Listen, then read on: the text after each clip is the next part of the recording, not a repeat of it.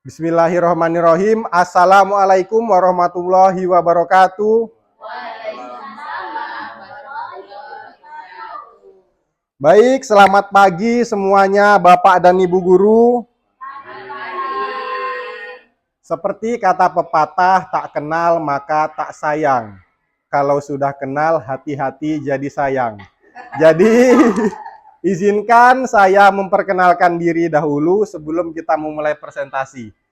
Baik, nama saya Mas Ud Soleh, peserta PKG PJOK kelas 15 dari Kabupaten Kampar. Tempat saya mengajar yaitu di UPT SD Negeri 008 Hang Tuah. Sudah pada sarapan belum Bapak dan Ibu guru? Alhamdulillah sudah. Alhamdulillah. Yang belum sarapan, semoga setelah saya melakukan presentasi ini menjadi kenyang karena mendengar presentasi dari saya. Baiklah, presentasi saya pada pagi hari ini yaitu adalah merancang pembelajaran berbasis proyek permainan tradisional Gobak Sodor melalui pendekatan keterampilan gerak di UPT SD Negeri 008. Sebelum saya memasuki atau menjelaskan presentasi ini, saya mengucapkan terima kasih kepada kepala sekolah yang mana telah mengizinkan saya untuk melakukan presentasi dengan rekan sejawat. Dan tidak lupa juga saya mengucapkan terima kasih kepada rekan-rekan karena sudah berkumpul hadir dan membantu saya dalam membuat rencana tindak lanjut ini. Baik, langsung saja kita mulai presentasinya. Permainan Gobak Sodor. Gobak Sodor adalah permainan tradisional yang asli dari Indonesia. Jadi, permainan tradisional ini melibatkan lari, lompat, dan membutuhkan strategi untuk mencapai sebuah kemenangan. Dalam permainan Gobak Sodor ini ada 3 komponen. Yang pertama yaitu komponen keterampilan gerak. Gobak Sodor melibatkan lari, lompat, dan strategi. Yang kedua, permainan Gobak Sodor ini dapat meningkatkan kerjasama tim. Dan di dalam permainan Gobak Sodor ini terdapat nilai budaya. Nilai budaya dalam Gobak Sodor merupakan permainan tradisional Indonesia yang penting untuk dilestarikan dan diajarkan kepada generasi muda. Baik, kita lanjut Bapak Ibu. Tujuan pembelajaran permainan Gobak Sodor. Tujuan pembelajaran dari permainan tradisional ini adalah yang pertama, kita dapat meningkatkan keterampilan gerak para peserta didik. Yang kedua, kita juga dapat membangun kerjasama tim antara peserta didik menjadi lebih berkelompok.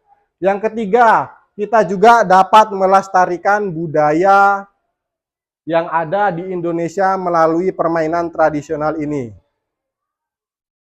Selanjutnya, tahapan, capaian, langkah-langkah, dan hasil pembelajaran berbasis proyek dalam permainan Gobak Sodor. Jadi rencananya Bapak Ibu saya akan melakukan permainan berbasis proyek Gobak Sodor ini di kelas 4 dan 5. Tahap yang pertama saya akan melakukan pengenalan kepada peserta didik, kemudian saya akan mempraktekkan dan memberikan latihan kepada peserta didik. Tahap yang ketiga penerapan dalam permainan. Tahap yang keempat evaluasi dan refleksi. Selanjutnya struktur program dan mitra komunitas dalam belajar. Program ini akan melibatkan kerjasama dengan mitra komunitas belajar seperti organisasi olahraga, kelompok budaya, dan untuk memberikan dukungan dan sumber daya tambahan. Baiklah, saya di sini akan membuat struktur programnya yaitu kelas 4 dan 5 sebagai peserta perlombaan. Kemudian guru menjadi fasilitator dan pembimbing dalam pembelajaran. Kemudian saya juga akan melibatkan orang tua sebagai pemberi dukungan motivasi terhadap siswa yang mengikuti program Gobak Sodor tersebut. Pernyataan tentang kapasitas kelas atau sekolah. Di UPT SD Negeri 008 ini, kita memiliki fasilitas dan sumber daya yang memadai untuk menjalankan program pembelajaran berbasis proyek atau Gobak Sodor. Di UPT SD Negeri 008 ini kita memiliki beberapa ruang kelas. Kurang lebihnya ada sekitar 10 ruang kelas ya Bapak Ibu? Iya. Ya benar. Nah kemudian kita di UPT SD Negeri 008 ini memiliki lapangan yang luas. Yaitu ada di depan dan di belakang, dan itu bisa kita gunakan sebagai pemanfaatan permainan Gobak Sodor. Yang ketiga, di UPT SD Negeri 008 ini kita memiliki guru sebanyak 17 orang. Betul Bapak Ibu? Nah, semuanya ini memiliki pengetahuan dan pengalaman dalam mengajar pendidikan jasmani. Baik, kita lanjut. Rencana evaluasi dan manfaat pembelajaran. Evaluasi pembelajaran akan dilakukan secara berkelanjutan untuk memantau kemajuan dan efektivitas program. Manfaat program ini mencakup pengembangan keterampilan gerak, peningkatan kerjasama tim, dan pemahaman nilai-nilai budaya. Untuk evaluasi ini saya akan menggunakan pengamatan, kuis, presentasi, dan hasil pembelajaran. Evaluasi saya juga akan menggunakan asesmen yang disebut asesmen otentik, yaitu asesmen yang berpusat kepada peserta didik. Di mana peserta didik ini akan menilai teman-teman mereka ketika melakukan keterampilan gerak Gobak Sodor ini. Untuk manfaatnya, dapat meningkatkan keterampilan motorik dan koordinasi tubuh. Kemudian dapat membangun kerjasama tim dan komunikasi yang efektif. Lalu yang terakhir, manfaatnya mempromosikan apresiasi terhadap budaya di Indonesia. Baik, lanjut kemungkinan, tantangan, dan refleksi. Pada penerapan permainan Gobak Sodor ini kemungkinan akan ada tantangan yang saya hadapi, yaitu yang pertama, keterbatasan waktu, menyesuaikan jadwal pembelajaran dengan kegiatan sekolah lainnya.